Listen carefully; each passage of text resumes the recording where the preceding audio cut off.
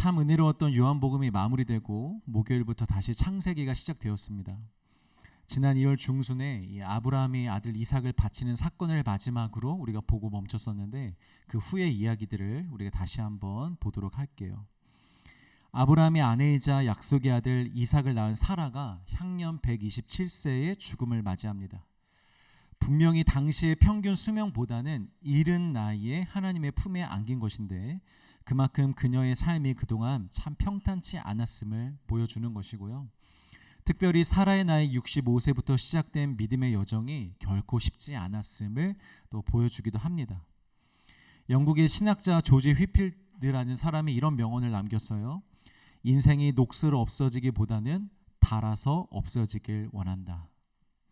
여기서 녹슬어 없어진다라는 게 무슨 말이냐면 하나님께 쓰임받지 못하고 영적으로는 게으르게 지내면서 허무하게 세월을 보내는 것을 말합니다. 그러니까 보통 세상 사람들과 똑같이 먹고 마시고 시집가고 장가가고 좋은 직장 얻어서 일하고 일하여 번 돈으로 하고 싶은 거 하며 살고 건강관리도 잘하면서 살고 이제 거기에 더해 신앙생활을 살짝 더해서 적당히 신앙생활하면서 사는 거죠. 이렇게 살면 요즘 시대에는 뭐 오래 살기는 하겠죠. 그러나 그렇게 사는 것이 무슨 의미가 있겠냐라는 거예요. 그냥 나이가 들어서 몸이 그냥 그렇게 누구나 다 겪는 노화, 쇠퇴를 겪으면서 그렇게 죽어가는 것이 무슨 의미가 있겠냐라는 거예요. 인생을 사는 동안 하나님께 불꽃처럼 쓰임받으며 내 생명보다는 하나님의 나라를 위해서 살아가고 나의 안위보다는 영혼들의 생명을 위해서 헌신하면서 그렇게 우리의 모든 에너지를 주와 주의 나라를 위해 사용하면서 사는 거죠. 그러면 몸은 어떻게 되겠습니까? 한계가 일찍 찾아오겠죠. 이 몸은 소모품이기 때문에 그럼 쓰면 쓸수록 금방 노쇠가 되긴 합니다. 한계가 금방 찾아오겠죠. 그만큼 일찍 다르니까. 그런데 그렇게 우리의 몸과 인생을 사용하는 것이 더 의미 있지 않겠냐라는 말입니다.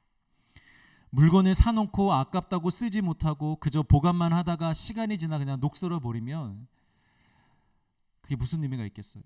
필요할 때 써야 할 때는 아낌없이 사용하다가 일찍 닳아버린다 할지라도 그 목적대로 사용하는 것이 훨씬 더 가치가 있는 것이 아니겠습니까?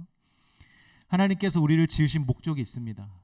그리고 저와 여러분들을 구원하시면서 교회로 부르신 아들로 부르신 그 목적이 있습니다. 여러분 우리 그 목적에 따라 하나님께 닳도록 쓰임받다가 주님 만날 수 있기를 주의 이름으로 축복합니다.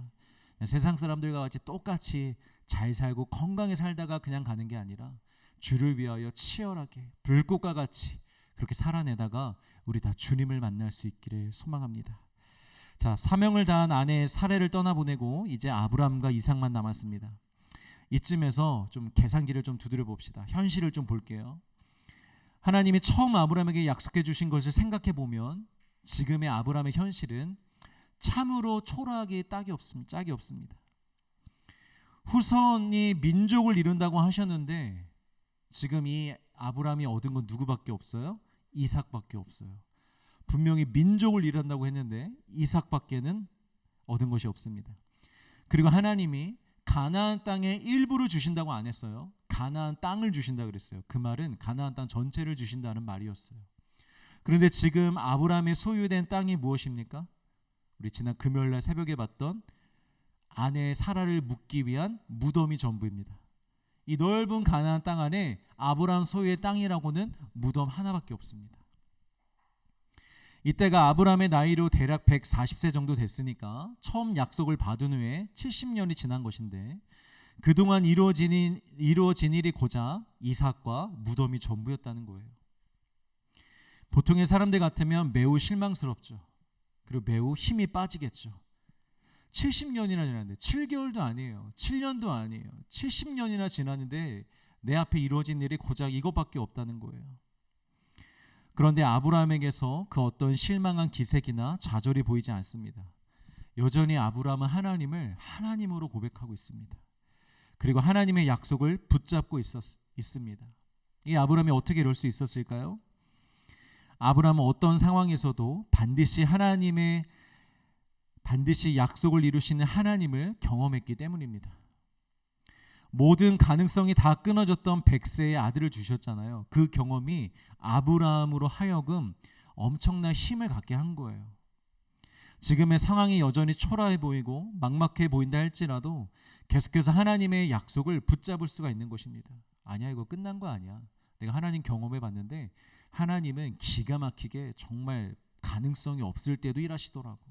난 그 하나님 믿어. 지금 내 눈앞에 상황이 이래도 괜찮아. 하나님이 일하실 거야. 이런 확실한 믿음이 있었다는 거예요. 그래서 여러분, 우리가 말씀을 읽어야 하고 말씀을 믿어야 하는 것입니다. 왜냐하면 말씀을 믿는다라는 건 단순히 우리가 성경의 내용에 동의한다는 차원 정도가 아니고요. 성경 인물들이 경험한 것을 나의 경험으로 이식시키는 동기와 과정입니다. 이걸 잘 이해하시길 바랍니다. 이것이 가장 중요한 기독교의 영적인 원리 중 하나예요. 성경을 보고 성경을 믿는다라는 건 이 성경에 있는 내용들, 성경의 사람들이 겪은 그 경험들을 나의 경험으로 이식시키는 동기와 과정입니다. 우리가 십자가에서 죽은 것이 아니지만 그 예수님의 십자가를 믿을 때 우리도 그 십자가에서 함께 죽은 것이 되는 거잖아요. 우리가 직접 경험한 것은 아니지만 기록된 말씀을 믿음으로 성경 인물들의 그 경험이 우리의 경험이 되는 거예요. 그리고 그들의 역사가 나의 역사가 되는 거고 그들의 하나님이 나의 하나님이 되는 것입니다. 이게 얼마나 신비롭고 위대한 일입니까? 그러니까 성경 읽기가 여러분 엄청 은혜로운 겁니다. 축복입니다. 다윗이 골리앗과 담대히 싸워 승리할 수 있었던 이유가 뭐였어요? 경험 때문이었어요. 경험. 하나님에 대한 경험. 이전에 양을 칠 때 사자와 곰과 싸워야 되는 상황이 있었는데 사실 말도 안 되잖아요, 여러분.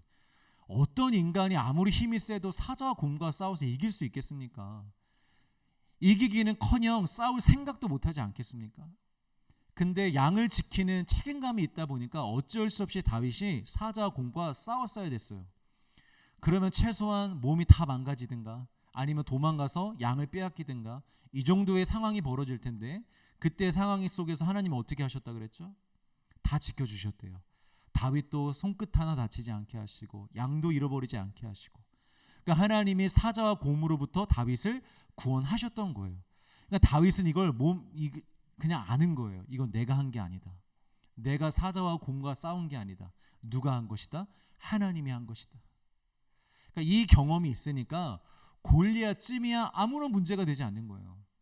야, 하나님이 사자도 곰에서부터도 날 지켜주셨는데 고작 너 따위 2m, 3m 되는 너 따위에 내가 죽겠느냐? 하나님이 나와 함께 하실 거다. 이러면서 믿음으로 나가서 싸울 수 있었던 것이죠.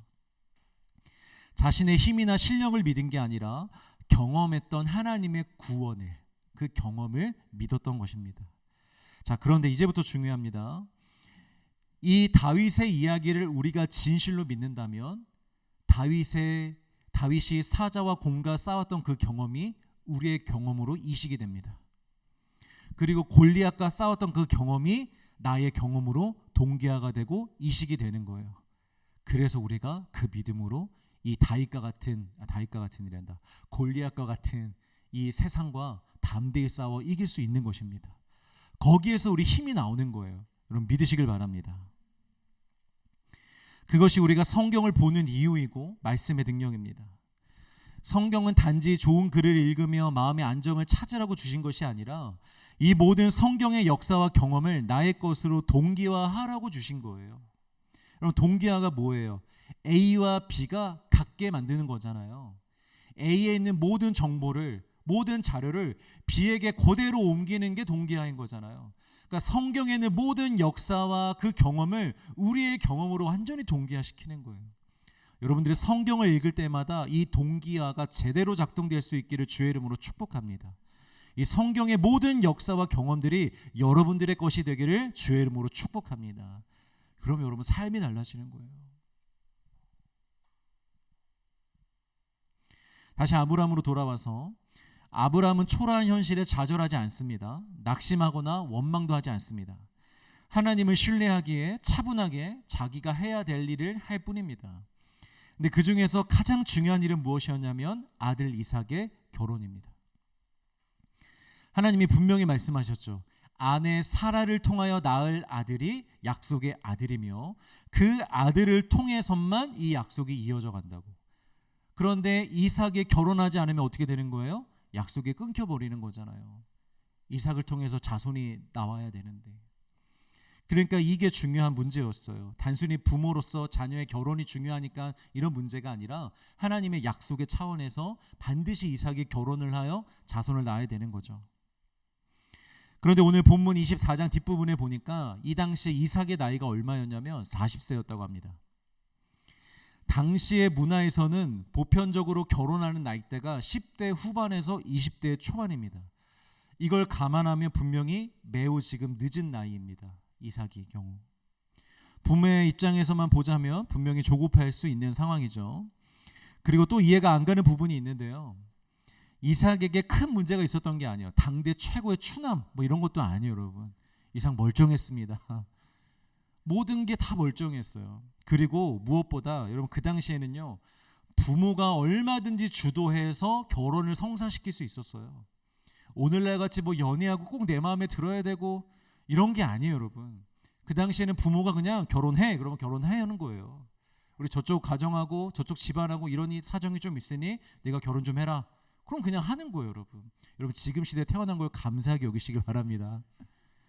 근데 그때는 어쨌든 그렇게 결혼을 할 수도 있는 상황인데 왜 그때까지 이삭이 결혼을 하지 못했을까요? 이 24장을 제가 연구하고 묵상하다 보니까 답이 나오더라고요. 이삭이 결혼을 못하고 있었던 게 아니고요, 실은 안 하고 있었던 것입니다. 여러분들도 다들 못하는 게 아니라 안 하고 계신 거잖아요. 왜 안 하고 계신 거예요? 기다리는 거잖아요. 하나님께서 허락하신 배우자, 같이 함께 하나님의 나라를 이뤄갈 배우자를 기다리고 있기 때문에 여러분은 안 하시는 것이 하나요. 마찬가지로 이 가족 또한 기다리고 있는 거예요. 무엇을? 하나님께서 허락하신 사람, 하나님께서 주실 사람, 그 며느리와 그 아내를 기다리고 있는 것입니다. 여러분 진짜 믿음은요, 다급해도 바르게 가는 것이 믿음입니다. 아브라함과 이삭의 상황을 보면 지금 분명히 다급한 상황이에요. 그러나 바른 길로 가는 게 믿음입니다. 세상에도 그런 말이 있죠. 급할수록 어떻게 하라? 돌아가라. 급하다고 눈에 보이는 대로 선택하고 당장 해결될 것처럼 보이는 길을 서둘러 가다 보면 반드시 문제가 생긴다는 것을 이스라엘 백성들이 아니라 온 인류가 경험한 거예요. 이거는 급할 때 서둘러서 결정하면 반드시 문제가 생긴다.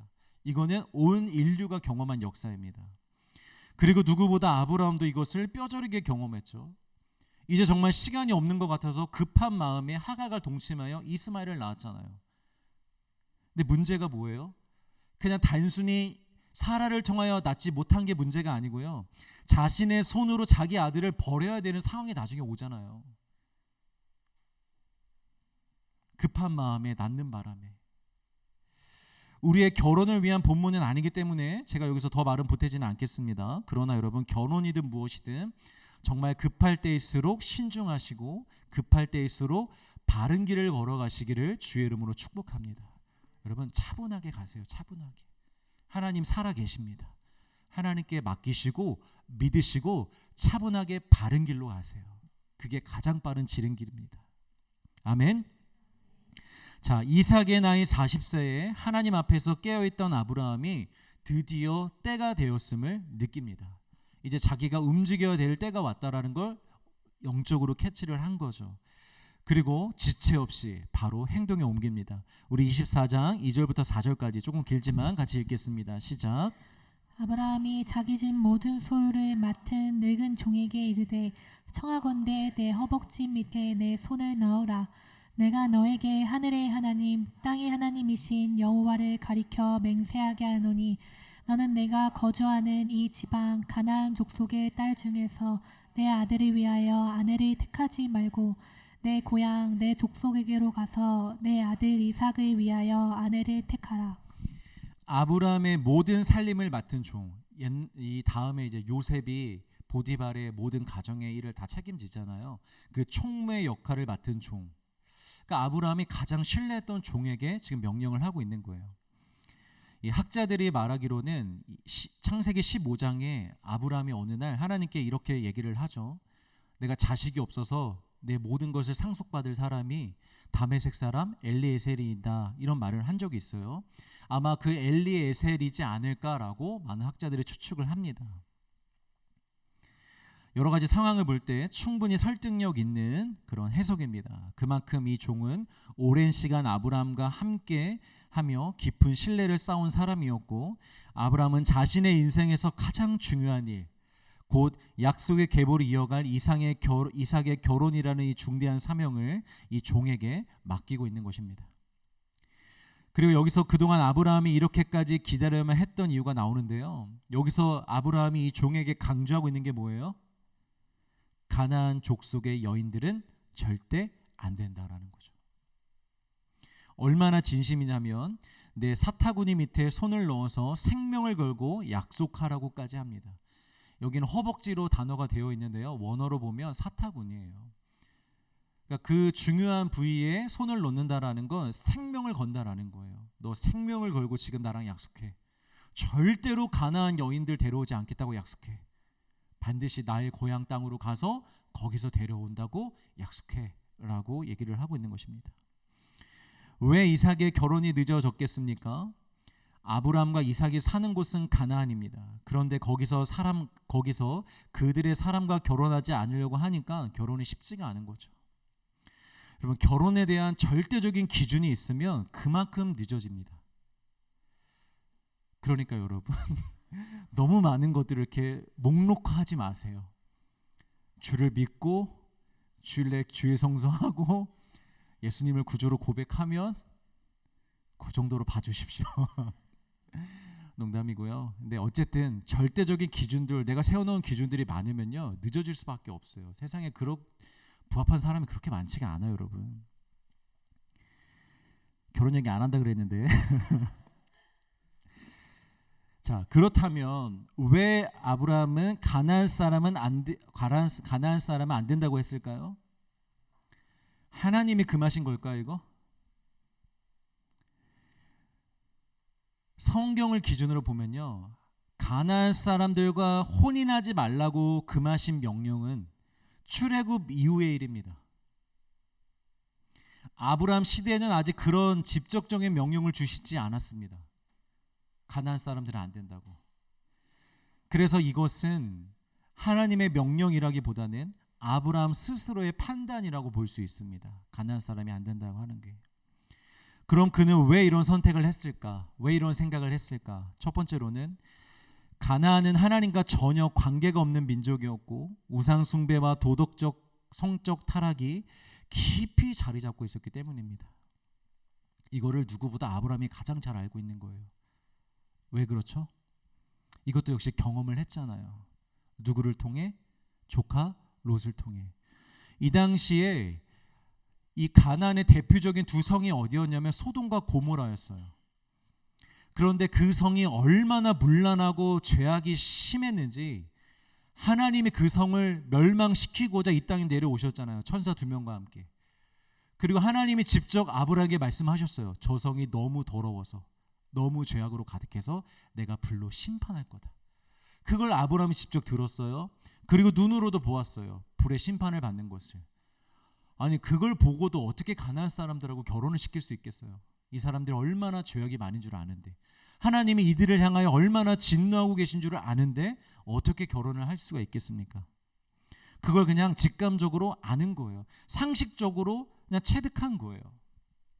두 번째로, 이 바로 이전 사건에 나오듯이 당시의 가나안 사람들은 아브라함과 아브라함의 하나님에 대해서 어느 정도 다 알고는 있었습니다. 지난 70년 동안 아브라함이 가나안 땅에 살면서 얼마나 많은 기적을 일으켰습니까? 경험했습니까? 얼마나 많은 하나님의 능력의 역사가 나타났습니까? 말도 안 되는 전쟁에서 대승을 거뒀죠. 또 각 성의 왕들과 대등하게 마주서서 협상하고 약속을 맺고 존중을 받는 모습들도 보였잖아요. 그러니까 요즘 같은 시대로 따지면 여러분 지금 저기에서 미국하고 이란하고 전쟁을 벌이고 있잖아요. 근데 다른 나라 대통령도 아니라 그냥 어떤 한 나라의 기업의 회장이 트럼프와 찾아가가지고 협상을 하는 거예요. 이런저런 협상을 해가지고 우리 전쟁하지 말자. 오케이, 내가 너 말이면 오케이 이래가지고 전쟁이 끝났다고 생각해 보세요, 여러분. 그 기업 회장에 대한 소문이 퍼지지 않겠어요? 그 정도 급이라고요. 이 당시에 아브라함은 왕도 아니에요. 어떤 성을 가지지도 못했어요. 그냥 한 사람이에요. 그런데 그 사람이 왕들과 막 협상을 하고 얘기를 하고 존중을 받고 이러고 있으니 당시에 가나안 사람들이 모를 수가 없었던 거죠. 인정하지 않을 수 없었습니다. 그런데 그렇게 하나님을 알고 인정함에도 불구하고 이 사람들이요, 하나님에 대해 관심이 없어요. 인정은 하지만 그 신을 알려고도 하지 않고 믿고 따르려고도 하지 않습니다.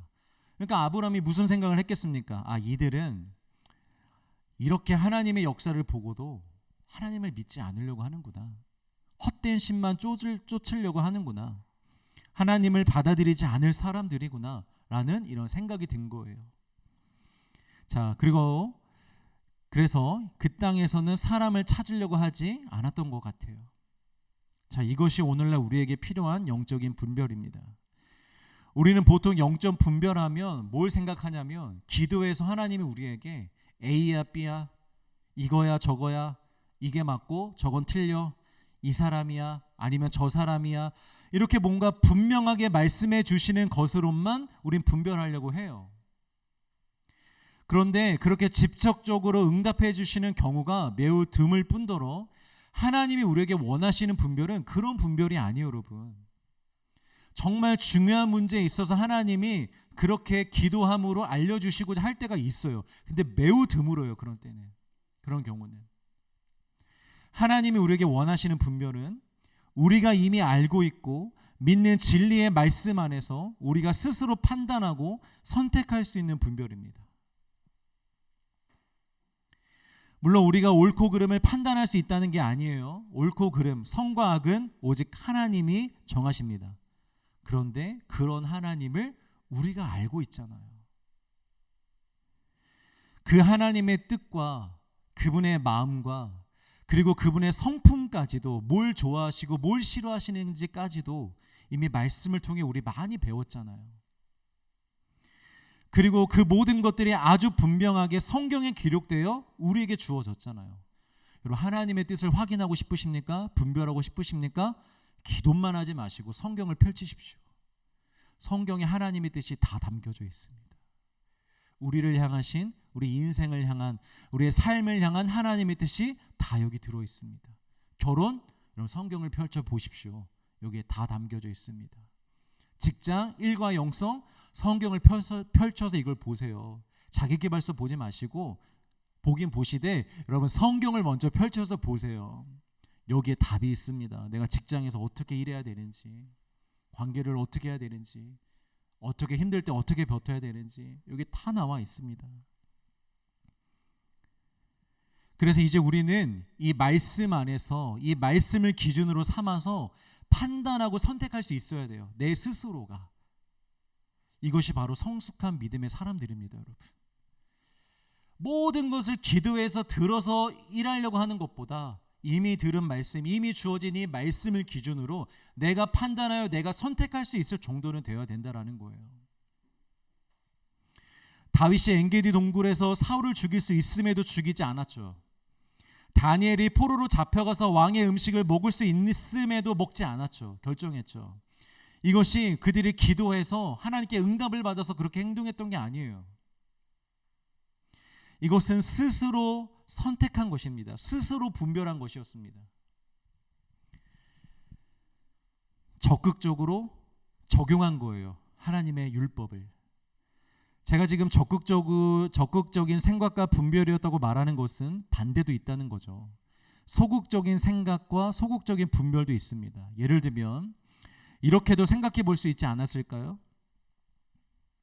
다니엘의 경우 우상에게 바쳐진 제물을 먹지 말라고 말씀하신 것은 나라가 아직 망하지 않았을 때, 무엇을 먹을지 선택권과 주도권이 우리에게 있을 때 그렇게 하지 말라고 명령하신 것이지, 지금의 우리의 상황은 좀 많이 다르지 않나?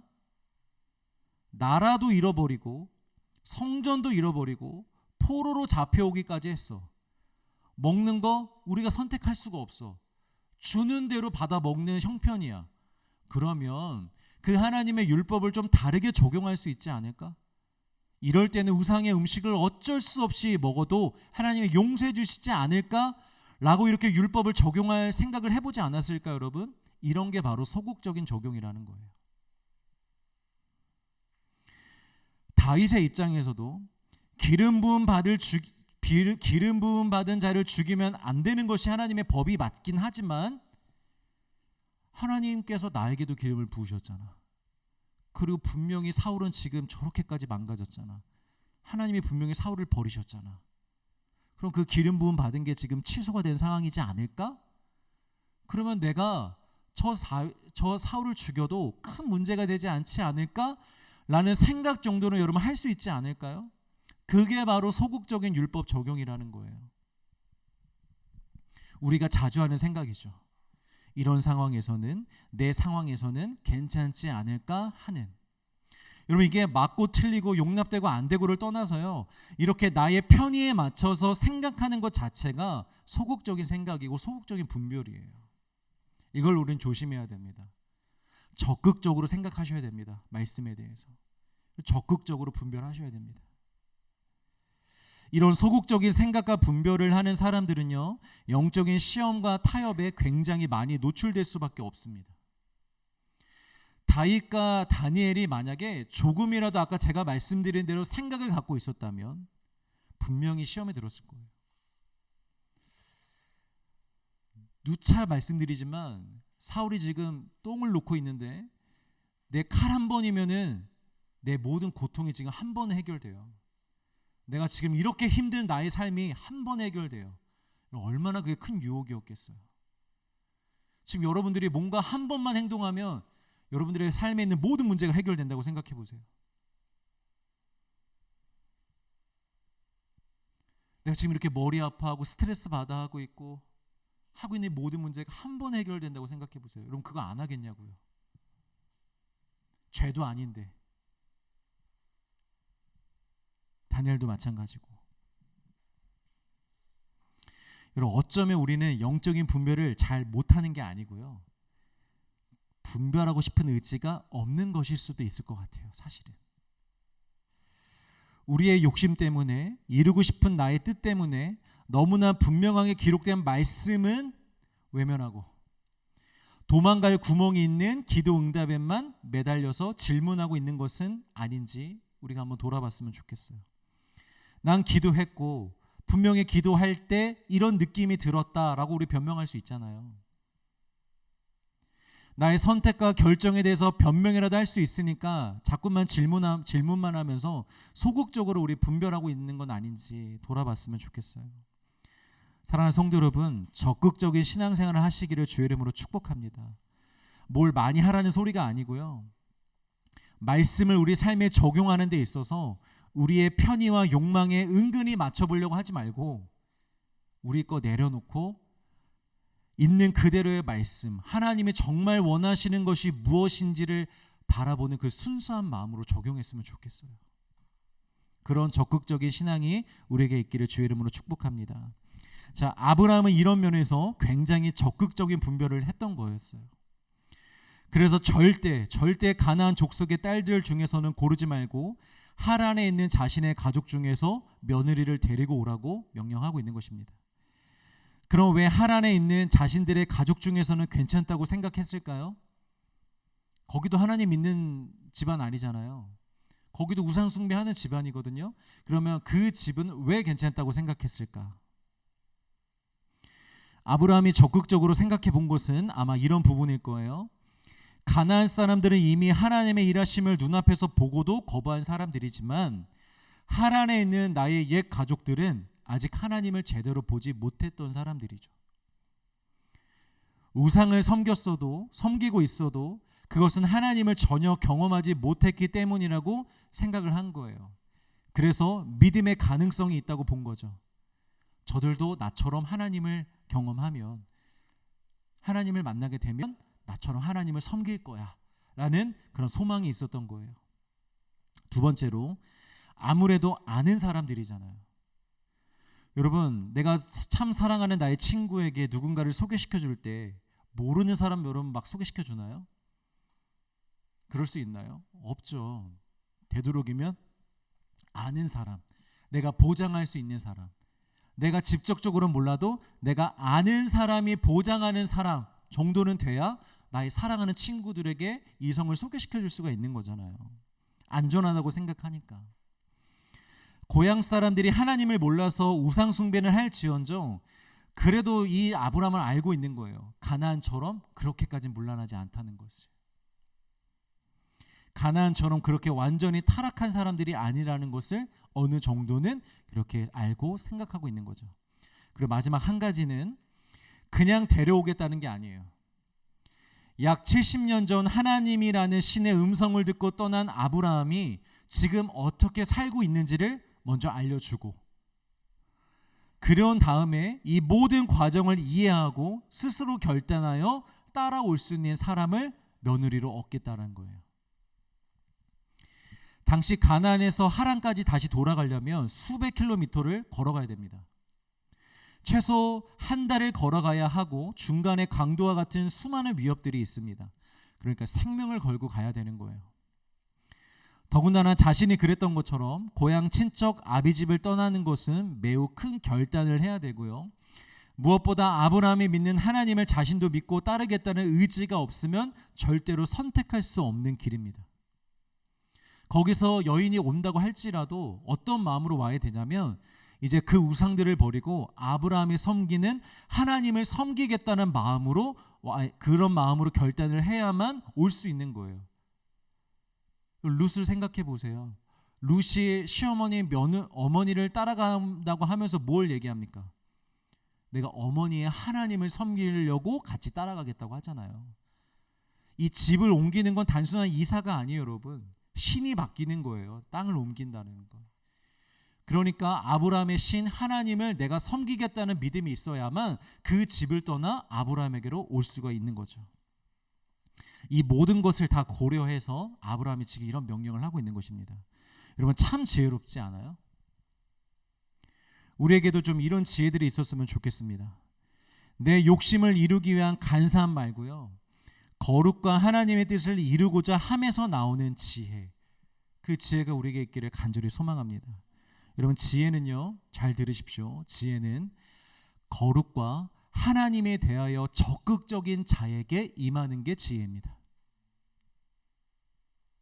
솔로몬, 지혜의 대명사 솔로몬이 어떻게 그런 지혜를 얻을 수 있었겠습니까? 적극적이었거든요. 무엇에 대하여? 하나님께 대하여. 하나님의 백성들을 내가 잘 다스리고 싶기에 그냥 남들이 하는 만큼의 왕으로서 역할만 감당하면 되겠지가 아니라 정말 내 진심으로 하나님의 백성들을 잘 통치하고 다스리고 싶은 마음이 크다 보니까 하나님께 지혜를 구했던 거예요. 하나님 잘 다스릴 수 있게 지혜 달라고. 욕심으로 구한 게 아니라. 그래서 하나님이 그 지혜 주신 거예요. 여러분들이 하나님께 대하여 적극적으로, 거룩에 대하여 적극적으로 순종하고자 하면 하늘의 지혜가 여러분들 가운데 쏟아질 줄 주의 이름으로 축복합니다. 여러분 믿으시길 바랍니다.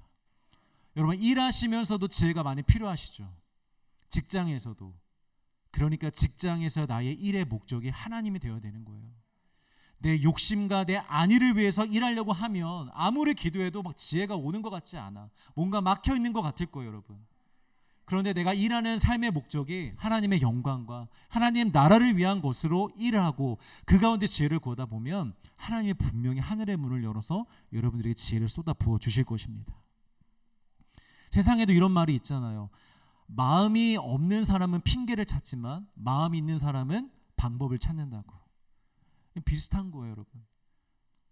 적극적인 마음이 없으면 자꾸 우린 핑계만 찾고 도망가려고만 하는데 지혜를 얻을 수가 없는데 마음이 있으면, 적극적인 마음이 있으면 부어지는 것입니다. 우리 24장 5절 말씀을 같이 읽겠습니다. 시작. 종이 이르되 여자가 나를 따라 이 땅으로 오려고 하지 아니하거든 내가 주인의 아들을 주인이 나오신 땅으로 인도하여 돌아가리이까. 이 명령을 받은 종의 입장에서는 여러분 솔직히 매우 힘들고 귀찮은 일을 맡게 된 거잖아요. 그럼 속으로 그럴 수 있지 않겠어요? 하여튼 이 집안은 유난이야. 이스마엘 약속의 자녀 아니라고 그 아들을 내쫓지를 않나. 아들 이삭을 바치려고 하지를 않나. 돈이 있어도 땅도 안 사고 스스로 아주 고생길을 자처하지 않나. 좀 며느리도 좀 대충 그냥 이 지역에서 좀 아무나 좀 얻지. 뭘 또 그걸 얻겠다고 또 나보고 한 달을 걸어갔다가 거기서 또 한 달을 걸어오라고 하진 않나. 아주 그냥 사표 내고 싶네. 이런 마음이 속으로 여러분 생각할 수 있지 않겠어요? 보통의 사람이라면. 그런데 여러분 이 종을 보세요. 만약에 그 여인이 안 온다고 하면 내가 다시 돌아와서 이삭을 데리고 다시 갔다 올까요? 라고 물어보고 있어요. 만약 주인에 대한 충성심이 없었다면 이런 질문을 했겠습니까, 여러분? 조용히 갔다 오든가. 만약 안 온다고 하면 여기 주변에서 구해보시라고 회유를 시키겠죠. 이런 방법으로 유도했겠죠. 안 온다고 합니다. 그냥 우리 가나안에서 찾읍시다. 이렇게 얘기를 했겠죠.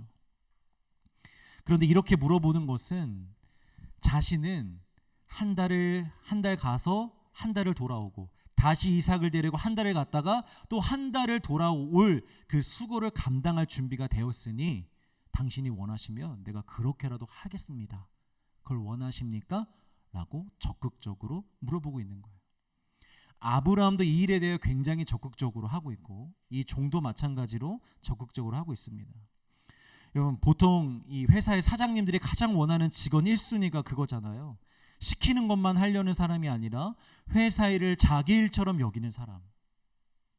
언제 퇴근할까만 생각하고 있는 사람 말고 이 일이 어떻게 하면 더 잘 될까를 고민하고 있는 사람. 보통 사장님들은 그런 직원을 원해요. 그리고 그런 직원에게 더 큰 일을 맡기죠. 여러분 하나님의 나라 일도 마찬가지입니다. 하나님의 사랑은 자격과 조건 없이 누구에게나 동일하게 주는 것입니다. 그런데 하나님의 일은 좀 다릅니다.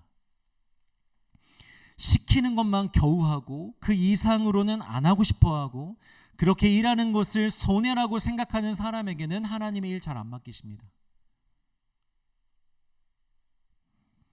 작은 일에 충성된 자가 큰 일에도 충성된다라는 말은 작은 일을 작다고 여기지 않고 그 작은 일조차도 적극적으로 자신의 일로 여기며 자신의 사명으로 여기며 최선을 다해 감당하는 자에게는 하나님이 큰 일도 맡기신다라는 거예요. 우리 오늘 점심에 영구 형제가 맛있는 떡국을 해줬어요. 그 떡국을 해줄 때 대충 할 수 있잖아요.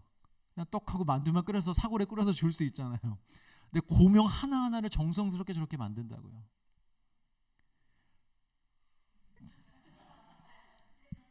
작은 일에 충성하는 거예요. 내 일처럼 여기는 거예요. 여러분 교회에서 어떤 일을 맡아 하시든 최선을 다하시길 주의 이름으로 축복합니다. 사람 보면서 하지 마시고 하나님 바라보면서 작은 일이라 할지라도 여러분 최선을 다하세요.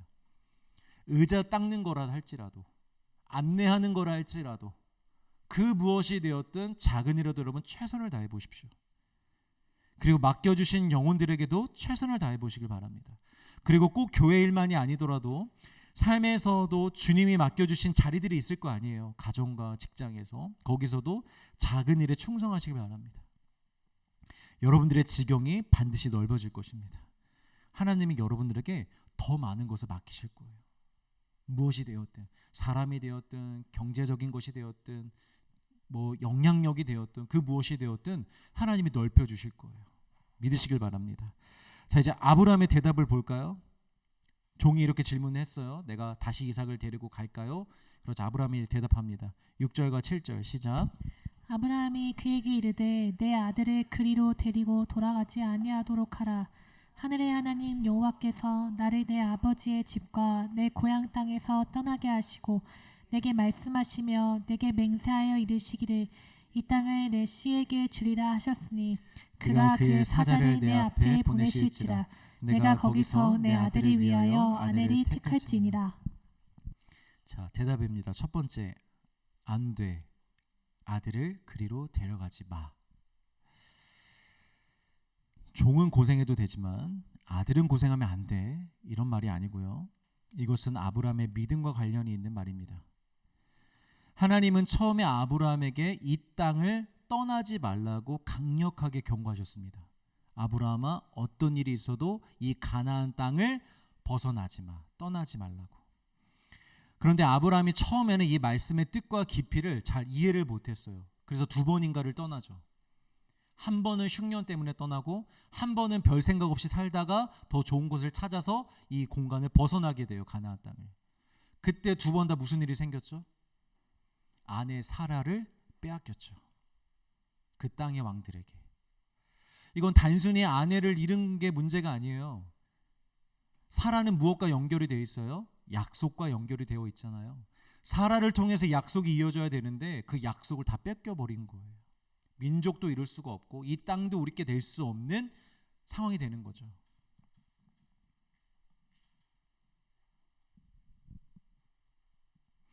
지금 아브라함은 단순히 아들이 힘들까봐, 아들을 잃을까봐 걱정하는 것이 아니고요. 아들 이상은 약속의 사람입니다. 그래서 이곳을 떠나면 안 되는 거예요. 좋은 방법이죠. 안 온다 그러면 우리 아들 잘생겼으니까 우리 아들 이삭에 가가지고 그 여인을 이렇게 같이 대화도 하고 얼굴이라도 봐야 그 여인도 올 마음이 있겠죠. 얼굴도 안 봤는데 어떻게 오려고 하겠어요. 그래, 합리적인데 아들이 가면은 그래도 올 수 있지 않을까? 이런 생각을 충분히 할 수 있잖아요. 그러면 하나님의 뜻도 이루어지는 거잖아요. 그런데 그게 중요한 게 아니라 아브라함은 그렇게 좋은 방법이라고 해도 타협할 수가 없는 거예요. 아무리 중요한 일이고 이삭이 결혼하여 후손을 이어가는 것이 하나님의 뜻이라 할지라도 그 일을 빨리 이루기 위해 확실하지 않은 사람들의 방법을 택하기보다는 그 일이 조금 늦어지더라도 하나님께서 분명히 말씀하신 그 약속을 지키는 게 더 중요하다고 생각했던 거예요. 아브라함이. 얼마나 이 믿음이 좋습니까? 우리가 이 정도 수준이 될 수 있기를 주의 이름으로 축복합니다. 이렇게 하면은 뭔가 내 삶이 빨리 안정을 찾을 것 같고 뭔가 이루어질 것 같은데 그런 방법들만 찾아서 찾아다니지 마시고 이미 우리에게 주신 약속의 말씀들 조금 늦어지는 것 같아도 결혼이든 안정이든 뭐든 늦어지는 것 같아도 여러분 그 약속들을 붙잡고 살아갈 수 있길 바라요. 속도가 중요한 게 아닙니다. 여러분. 우리는 방향이 중요합니다. 방향이 모든 걸 결정하는 거예요. 그래서 하나님 우리를 기다려 주시는 거거든요. 모든 사람들의 속도를 아시기 때문에. 그러니까 속도는 우리가 염려할 게 아니에요. 기다리는 건 하나님 전문입니다. 하나님 얼마든지 기다려 줄 수 있습니다. 하나님은 시간 때문에 못 하실 일이 없습니다. 근데 방향은 매우 큰 문제입니다. 방향이 잘못되면 안 됩니다, 여러분. 두 번째, 그리고 무엇보다 아브라함에게는 믿음이 있었습니다. 뭐라고 합니까 지금? 그가 그의 사자를 내 앞에 보내실지라. 종아, 걱정하지 마. 여호와 이레. 모든 것을 미리 준비하시는 하나님께서 이미 여인을 거기에 준비해 놓고 있으실 거야. 할렐루야. 성품이 아니라 믿음입니다. 믿음. 아브라함이 이런 성품을 가졌던 게 아니고요. 믿음을 가졌던 거예요. 하나님에 대한. 모리아 산에서 이삭을 대신할 어린 양을 준비해 놓으셨던 그 하나님을 경험했잖아요. 그 하나님을 경험했기 때문에 하나님이 준비하실 거라고 믿고 있는 거예요. 오늘 이 시간 이 아브라함의 믿음이 여러분들에게 동기화되기를 주의 이름으로 축복합니다. 여러분, 우리에게는 지금의 상황을 빨리 해결할 방법이 필요한 게 아니에요. 하나님이 우리를 위하시며 우리를 위해 피할 길, 살 길을 준비하셨다는 믿음이 필요합니다.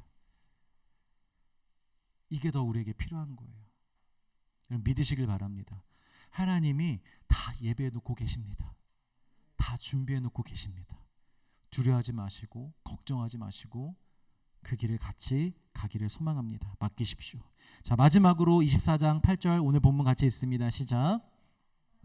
나가 너를 따라오려고 하지 아니하거든 너는 이 나의 맹세에서 벗어나리라. 그러나 내 아들을 그리로 데려가지 말지니라. 그래도 만약에 하나님이 준비하실 것이라고 믿지만 그래도 만약에 그 여인이 안 따라온다고 하면 손 털고 와. 그건 너의 책임 아니야. 그냥 와.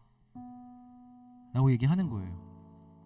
예전에 제가 한번 말씀드린 적이 있는데 오늘날 우리 젊은 크리스찬들이 가져야 할 가장 중요한 고백이라고 생각해요. 저는 이게 다니엘의 새 친구의 고백이기도 하죠. 하나님께서 우리를 구원하시리라. 그러나 그렇게 하지 아니하실지라도 우리는 주를 섬기리라. 절하지 않으리라. 저는 이게 우리에게 가장 필요한 고백이라고 생각해요.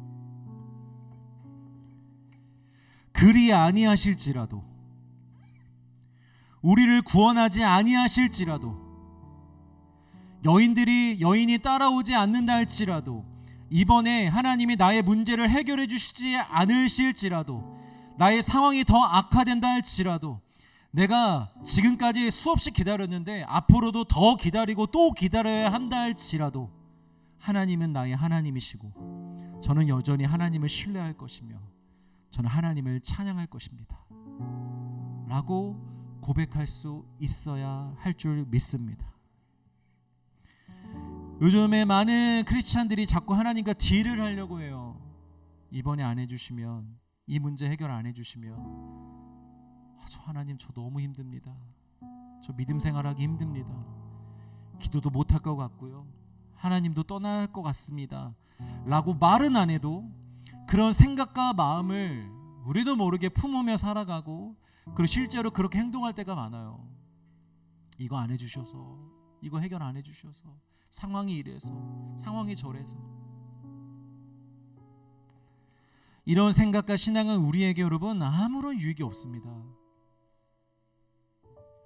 그 모습이 불쌍하다고 하나님이 얘가 이러다 떠나겠네, 안 되겠네, 이거 빨리 해줘야겠네 이렇게 해주실 때도 있을 것 같긴 해요. 저도 한 번씩은 경험했던 것 같아요. 그러나 여러분 하나님은 웬만하면 그렇게는 안 하십니다. 왠 줄 아세요? 하나님은 우리를 너무나 사랑하시는 아버지거든요. 그렇게 하면 영적인 습관이 잘못 이루어지는 거 아시는 거예요.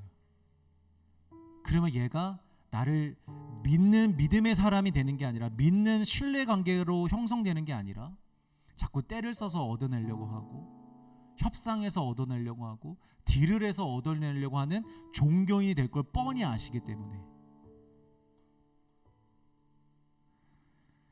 그래서 그리 아니하실지라도의 믿음과 신앙이 우리에게 너무나 필요합니다.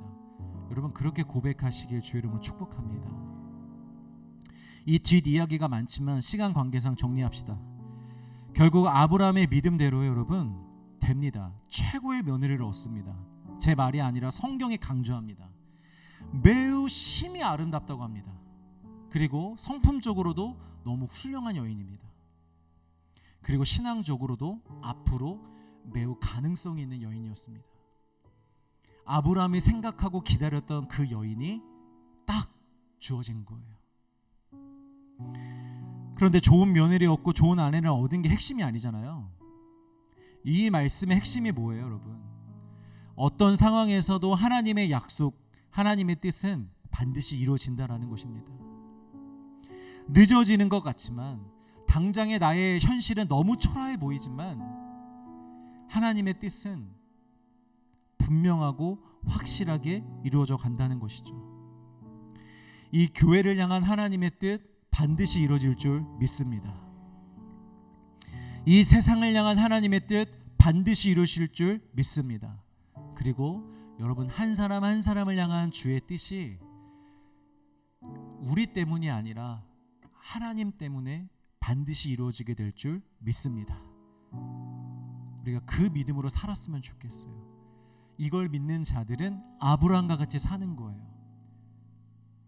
조급하지 않게, 바른 길을 걸어가며 주를 신뢰하며 믿음으로 도전하며 이런 삶을 누가 시켜서 사는 게 아니라 해야 되니까 하는 게 아니라 저절로 되는 거예요. 믿음이 있으니까. 우리의 삶이 이런 삶이 되기를 소망합니다. 보이는 것으로 인해 그 초라함 속에 살지 마시고 보이지 않는 하나님으로 인해 영혼의 풍성함을 누리며 살아가길 주의 이름으로 축복합니다.